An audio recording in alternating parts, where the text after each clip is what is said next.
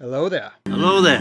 Hello there. I decided I'm going to try something a little bit different today. Normally with these YouTube videos, I've been scripting myself. I figured this time I'm going to try something, a little bit different. Try something a little unscripted, a little free form, see how it goes. Scripting myself out and then editing and then, all the blah, blah, blah, blah, blah. It's a little time consuming. So I figured, why not give this a shot? I've got a list of topics that I want to talk about here. We're just going to talk about the state of the Bears here in general as we get into the final preseason game that's going to be happening tomorrow night or today, depending on when you're watching this. 83. Fag machine.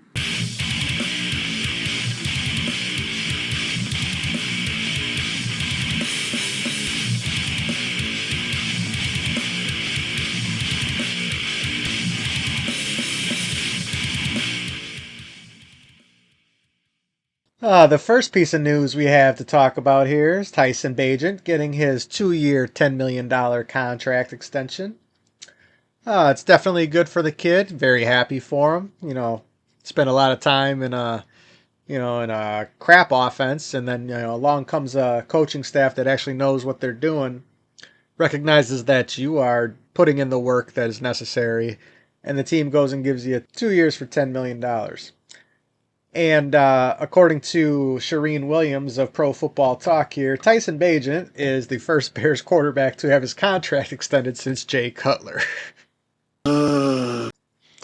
That's just crazy to think about. And that contract extension, of course, was for 7 years, $126 million. At the time, nobody thought he was ever going to see every nickel of that contract, and ultimately he did see every single penny of that $126 million contract.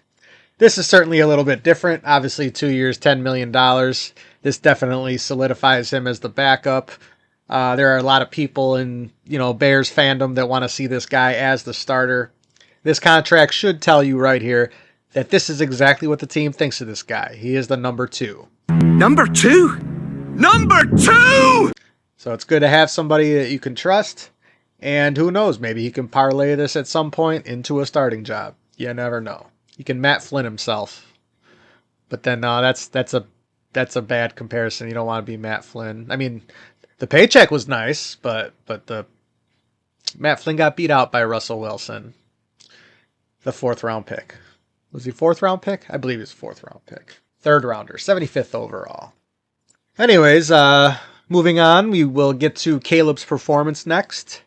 I know there was a lot of people who were screaming to the heavens because he's been not doing well in practice. He's been having trouble getting a grasp on Ben Johnson's offense. Obviously, it's preseason, not going up against the Bills starters, but you saw Caleb get in and out of the huddle, no problem. He looked like he could have had command of the line of scrimmage. No issues there. And then, of course, he went 6 for 10, 107 yards, touchdown pass, 130 passer rating. No complaints out of that. Again, grain of salt, it is the preseason, but you wanted to see crisp, you wanted to see clean, and you wanted to see competent. I guess we're going to call it the 3 C's. Crisp and clean, no caffeine. But hey, it looked good, and that's all you can really ask for. I would have liked to see another, solid drive after that. They went, I believe it was 3 and out on the second series. I would have liked to see one more series out of them, but hey, they are going to be playing in the final preseason game tomorrow night, so there's an opportunity to get some more work in. But beyond that, I have no complaints. Ben Johnson's offense looks like it's working. They had 520 total offensive yards. 38-0 in a preseason game. At one point I thought they were just going to start running the clock out, but nope, they were just like, let's try this. Let's do this. Very entertaining preseason game, to say the least. And preseason is not entertaining. All right, next. On the docket, we have the left tackle battle here.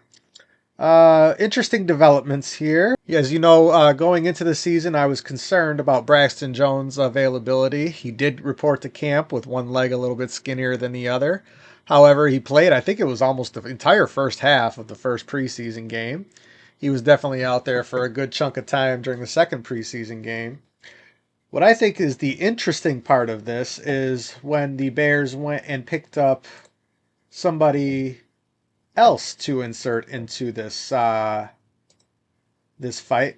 They had an undrafted rookie free agent last year who ultimately I don't believe made the team. I think he was on the practice squad maybe. They brought him back for camp this year in Theo Beneday. He's a Canadian kid. They inserted him into this whole tackle rotation. And then while Braxton Jones has been playing on the left side as the starter for the most of the first team reps, they've been using Ozzy Trapillo over on the right side. This does not bode well for Kieran Amagaji, the fact that they are moving Ozzy Trapilla over to the right side, and they still felt the need to bring somebody else in mid-camp. From what it seems here, Kieran Amagaji could be the odd man out. He may not even be on this 53-man roster, and it seems like they're going to be using Beneday, excuse me, not Beneday, but Ozzy Trapillo as the swing tackle. And as far as I know, Darnell Wright is still the projected starter at right tackle. So yes, Darnell Wright is going to be the starting right tackle. Looks like he would be backed up by Trapillo. And then we'll have Braxton Jones at left tackle, backed up by Beneday. Yeah, it definitely looks like this team's going to be carrying 4 tackles. Possibly Beneday on the practice squad. Let's see what happens. The big news for Amagaji is that he's basically looking like he's going to be the odd man out. So, okay, moving on to the Bears running back situation. As we know, DeAndre Swift, they're just keeping healthy. No reason to get him injured in the preseason. We do know that the Bears tried out Jamal Williams last week. Several teams brought him in for a workout. As far as I know, nothing has developed on that front. This week, the Bears worked out Royce Freeman, Kylan James, and Dylan Johnson. Royce Freeman is the only name of those 3 that I recognize. We saw at least one running back go down during the preseason game on Sunday. So Deion Hankins went down with an injury during the preseason game on Sunday. And it looks to this he injured both his shoulder and his quadricep on the play, and he'll be forced to miss the entire 2025 season as he was placed on IR. So yeah, as far as we can tell, the running backs on this team, if they keep 4, would be DeAndre Swift, Roschon Johnson, Travis Homer, and Kyle Monungai. I know the big talk was people were hoping that Monungai would be able to unseat Roschon Johnson as running back 2. I'm not entirely sure if that's happened yet. However, his performance in the first preseason game led me to believe his kid's looking pretty good. So I would definitely think that he still has that possibility. Beyond that, yeah, they got a couple of other guys they're probably going to lean on here during the game tomorrow. You got Ian Wheeler, Britton Brown. These are all, young kids who've never even played in a regular season. They've never carried the ball in a regular season before. Yeah, they're probably going to ride them hard just to make it through the game so they don't have to have any more injuries to their guys that they do plan to keep during the regular season here. So, moving on to the secondary, we have not seen much at all of the starters. Jalen Johnson obviously hasn't hardly done anything. He did a workout before the second preseason game, but he was still held out of the game. Then Terrell Smith was carted off the field. He has a torn patellar tendon, so that is bad news for him. Yeah, according to Michael David Smith of Pro Football Talk. Yes, torn patellar tendon, according to Brad Biggs of the Chicago Tribune. He was definitely competing, trying to get into that nickel spot, especially with the some of the nonsense surrounding Tyreek Stevenson. So pressure's on, Tyreek. We want to see you perform well this year. As far as we know, guys like Jaquan Brisker, Kyler Gordon are going to be ready to go. These guys, though, they play hard, but they're injury prone, and it's just it's scary every time they step onto the field. They're so talented, and they could be so good, but they remind me of another guy who used to just knock himself out every time he stepped on the field, Mike Brown. I mean, one of the best safeties in the league at his time, but unfortunately a career just cut short by a guy who just stuck his head in there every time, and unfortunately, he knocked his own lights out a couple of times. So just want to see these guys stay healthy and show off what they can do. As far as my season outlook for these guys, I'm not moving off where I thought they were going to be. While I'm encouraged by a lot of what I've seen, I still think this is a 7 to 9 win team. They got a tough road ahead of them. The division is still just as good as it was last year, talent wise. I think the Lions definitely took a hit coaching wise, especially since we got one of their coaches. But I just don't think they're going to be able to, rise to the top in season number one. There's a lot of work to get done. There's a lot to learn yet for this young offense. The Lions were not exactly, kicking people's doors in. Now, the Lions offense was not as talented as his Bears offense in season one of the Ben Johnson offense, but at the same time, it just I don't see it all clicking on all cylinders right out of the gate. It'd be nice to see, but hey, here's hoping. I still think the Bears are going to finish with 7 to 9 wins. Outside chance for a wild card. Nothing's impossible. All right, so the Bears' schedule consists of the AFC North.